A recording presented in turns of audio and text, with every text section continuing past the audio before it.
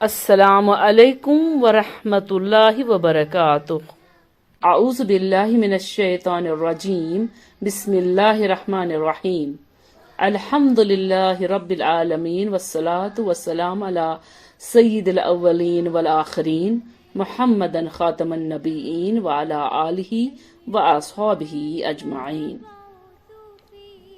سامعین کرام، دار الخیر کشمیر کی جانب سے رحیق المختوم کا دوسرا شمارہ لے کر میں حاضر خدمت ہوں۔ عرب حکومتیں اور سرداریاں۔ اسلام سے پہلے عرب کے جو حالات تھے ان پر گفتگو کرتے ہوئے مناسب معلوم ہوتا ہے کہ وہاں کی حکومتوں، سرداریوں اور مذاہب و ادیان کا بھی ایک مختصر سا خاکہ پیش کیا جائے تاکہ ظہور اسلام کے وقت جو پوزیشن تھی وہ بآسانی سمجھ میں آ سکے۔ جس وقت جزیرت العرب پر خورشید اسلام کی تابناک شعاعیں ذوفگن ہوئی، وہاں دو قسم کے حکمران تھے۔ ایک تاج پوش بادشاہ جو در حقیقت مکمل طور پر آزاد خود مختار نہ تھے، دوسرے قبائلی سردار جنہیں اختیارات و امتیازات کے اعتبار سے وہی حیثیت حاصل تھی جو تاج پوش بادشاہوں کی تھی، لیکن ان کی اکثریت کو ایک مزید امتیاز یہ بھی حاصل تھا کہ وہ پوری طرح سے آزاد خود مختار تھے۔ عرب عاربہ میں سے جو قدیم ترین یمانی قوم معلوم ہو سکی وہ قوم سبا ہے۔ اور عراق سے جو کتبات برآمد ہوئے ہیں ان میں 2500 سال قبل مسیح اس قوم کا ذکر ملتا ہے، لیکن اس کے عروج کا زمانہ 11 صدی قبل مسیح سے شروع ہوتا ہے۔ 650 قبل مسیح سے پہلے کا دور شاہان سبا کا دور تھا۔ اسی دور میں مارب کے مشہور بند کی بنیاد رکھی گئی جس سے یمن کی تاریخ میں بڑی اہمیت حاصل ہے۔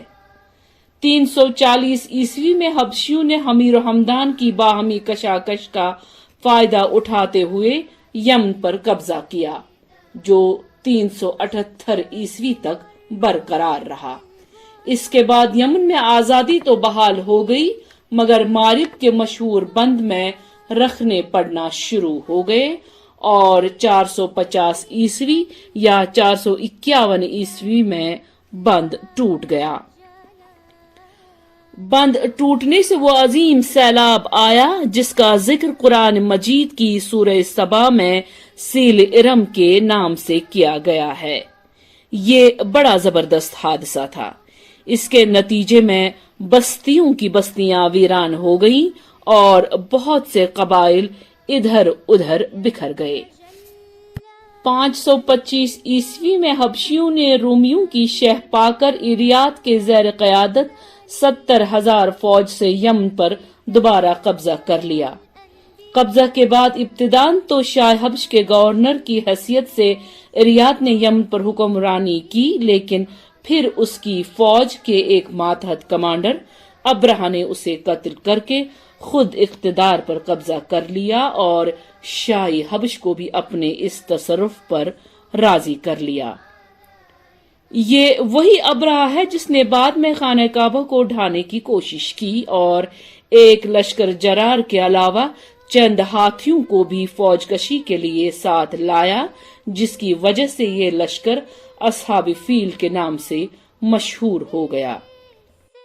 ادھر واقعی فیل میں حبشیوں کی جو تباہی ہوئی اس سے فائدہ اٹھاتے ہوئے اہل یمن نے حکومت فارس سے مدد مانگی اور حبشیوں کے خلاف علم بغاوت بلند کر کے سیف ذی یزن حمیری کے بیٹے مادی اقرب کی قیادت میں حبشیوں کو ملک سے نکال باہر کیا اور ایک آزاد خود مختار قوم کی حیثیت سے مادی اقرب کو اپنا بادشاہ منتخب کر لیا۔ آزادی کے بعد مادی اقرب نے کچھ حبشیوں کو اپنی خدمت اور شاہی جلو کی زینت کے لیے روک لیا، لیکن یہ شوق مہنگا ثابت ہوا۔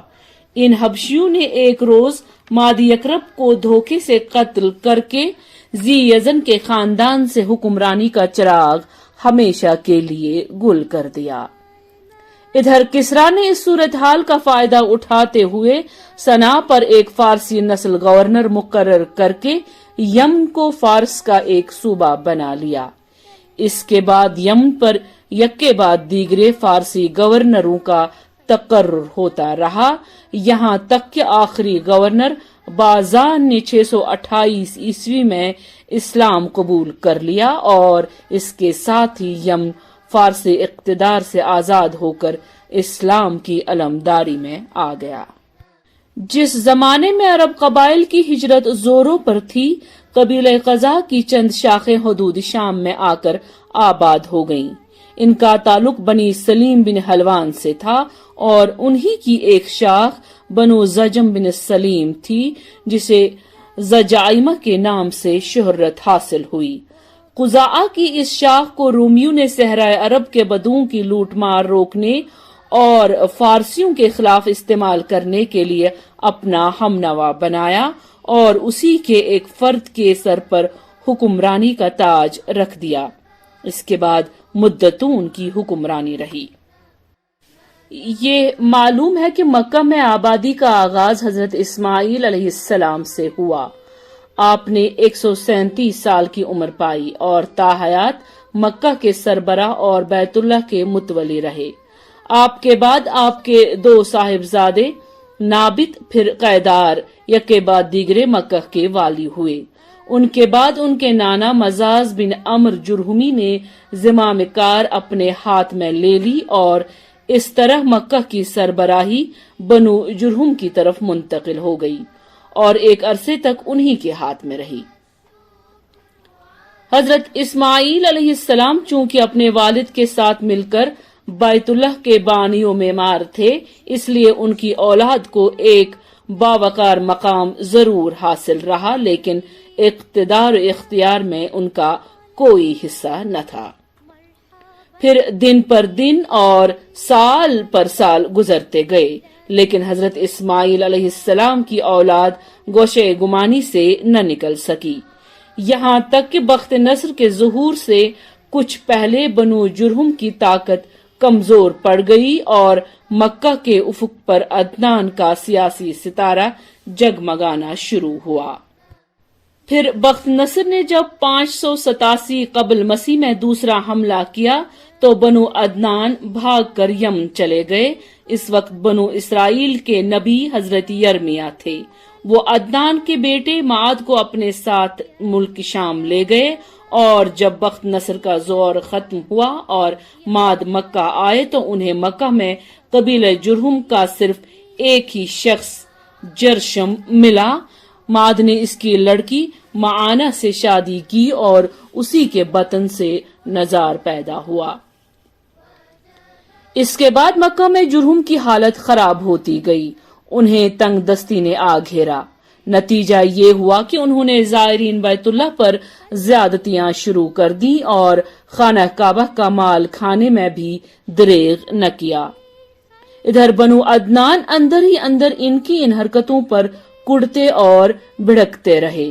اس لیے جب بنو خزاعہ نے مرحل زہران میں پڑاؤ کیا اور دیکھا کہ بنو عدنان بنو جرہم سے نفرت کرتے ہیں تو اس کا فائدہ اٹھاتے ہوئے ایک عدنانی قبیلے بنو بکر بن عبد مناف بن کنانہ کو ساتھ لے کر بنو جرہم کے خلاف جنگ چھیڑ دی اور انہیں مکہ سے نکال کر اقتدار پر خود قبضہ کر لیا۔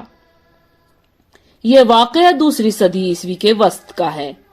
بنو جرہم نے مکہ چھوڑتے وقت زمزم کا کنواں پاٹ دیا اور اس میں کئی تاریخی چیزیں دفن کر کے اس کے نشانات بھی مٹا دیے اور اپنے قبیلہ بنو جرہم کو ساتھ لے کر یمن چلا گیا۔ بنو جرہم کو مکہ سے جلا وطنی اور وہاں کی حکومت کے فوت ہونے کا بڑا افسوس تھا۔ حضرت اسماعیل علیہ السلام کا زمانہ تقریباً 2000 برس قبل مسیح ہے۔ اس حساب سے مکہ میں قبیلہ جرہم کا وجود کوئی 2100 برس تک رہا اور ان کی حکمرانی لگ بھگ 2000 برس تک رہی۔ بنو خزاعہ نے مکہ پر قبضہ کرنے کے بعد بنو بکر کو شامل کیے بغیر تنہا اپنی حکمرانی قائم کی۔ البتہ 3 اہم اور امتیازی مناصب ایسے تھے جو مزری قبائل کے حصے میں آئے۔ حاجیوں کو عرفات سے مزدلفہ لے جانا اور یوم نفر 13 ذی الحج کو جو کہ حج کے سلسلے کا آخری دن ہے منا سے روانگی کا پروانہ دینا۔ یہ اعزاز الیاس بن مضر کے خاندان بنو غوث بن مرہ کو حاصل تھا جو صوفہ کہلاتے تھے۔ اس اعزاز کی توضیح یہ ہے کہ 13 ذی الحج کو حاجی تب تک کنکری نہ مار سکتے تھے جب تک کہ پہلے صوفہ کا ایک آدمی کنکری نہ مار لیتا، پھر حاجی کنکری مار کر فارغ ہو جاتے اور منا سے روانگی کا ارادہ کرتے تو صوفہ کے لوگ منا کی واحد گزرگاہ عقبہ کے دونوں جانب گھیرا ڈال کر کھڑے ہو جاتے اور جب تک خود گزر نہ لیتے کسی کو گزرنے نہ دیتے۔ ان کے گزرنے کے بعد بقیہ لوگوں کے لیے راستہ خالی کیا جاتا۔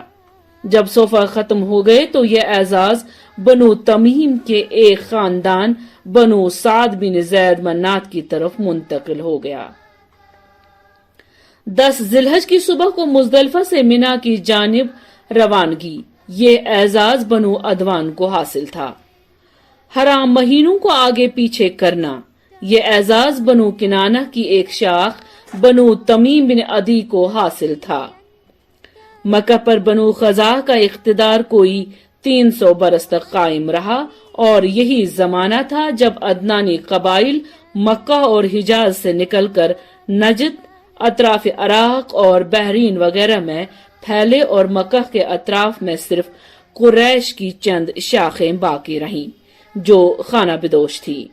ان کی الگ الگ ٹولیاں تھی اور بنو کنانہ میں ان کے چند متفرق گھرانے تھے، مگر مکہ کی حکومت اور بیت اللہ کی تولیت میں ان کا کوئی حصہ نہ تھا، یہاں تک کہ قصی بن کلاب کا ظہور ہوا۔ قصی کے متعلق بتایا جاتا ہے کہ وہ ابھی گود ہی میں تھا کہ اس کے والد کا انتقال ہو گیا۔ اس کے بعد اس کی والدہ نے بنو عذرہ کے ایک شخص ربیعہ بن حرام سے شادی کر لی۔ یہ قبیلہ چونکہ ملک شام کے اطراف میں رہتا تھا اس لیے قصی کی والدہ وہیں چلی گئی اور وہ قصی کو بھی اپنے ساتھ لیتی گئی۔ جب قصی جوان ہوا تو مکہ واپس آیا۔ اس وقت مکہ کا والی حلیل بن جشیہ خزائی تھا۔ قصی نے اس کے پاس اس کی بیٹی جی سے نکاح کے لیے پیغام بھیجا۔ حلیل نے منظور کر لیا اور شادی کر دی۔ اس کے بعد جب حلیل کا انتقال ہوا تو مکہ اور بیت اللہ کی تولیت کے لیے خزاعہ اور قریش کے درمیان جنگ ہو گئی اور اس کے نتیجے میں مکہ اور بیت اللہ پر قصی کا اقتدار قائم ہو گیا۔ دونوں میں جنگ کا سبب کیا تھا اس بارے میں کئی بیانات ملتے ہیں۔